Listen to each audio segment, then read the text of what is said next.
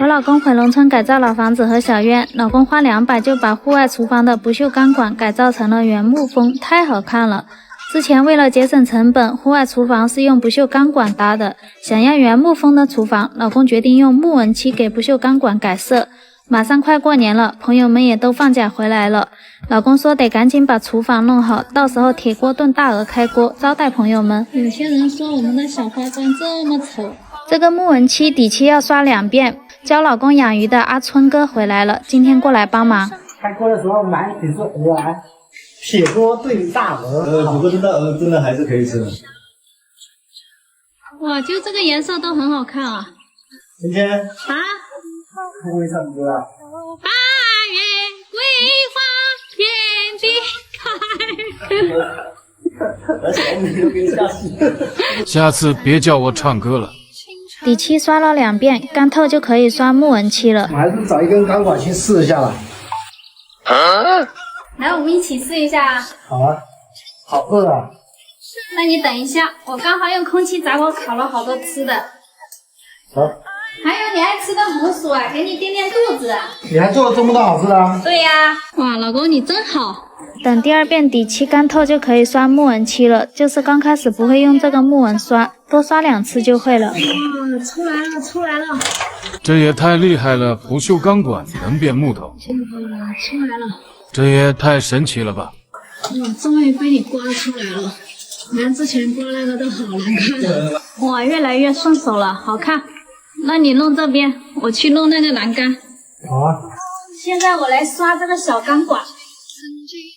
现在来看我刮的，看一下能不能刮得出来纹路啊？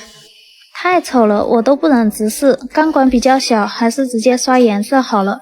朋友们过来帮忙小院装灯带，这样过年的院子就会亮堂了。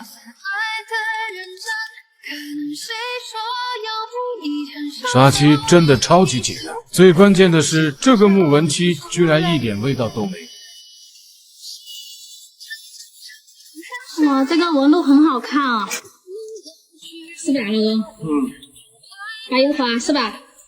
我老公厉害吗？厉害。老公，我这边刷完了，你来刷个上面这个。好。我这个就抠着栏就刷木纹了。灶台水龙头也要装好。这个木纹漆，老公真的是刷的太漂亮了。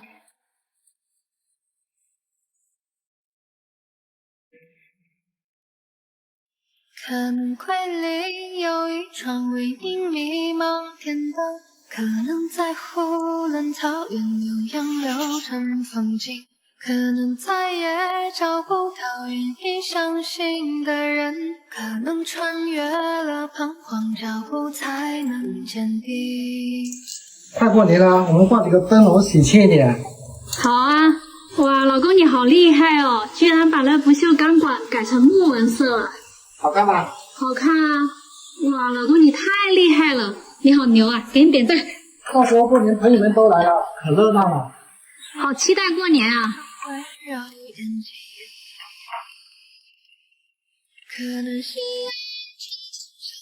改造前，改造后，今天老公又多会了一个才艺。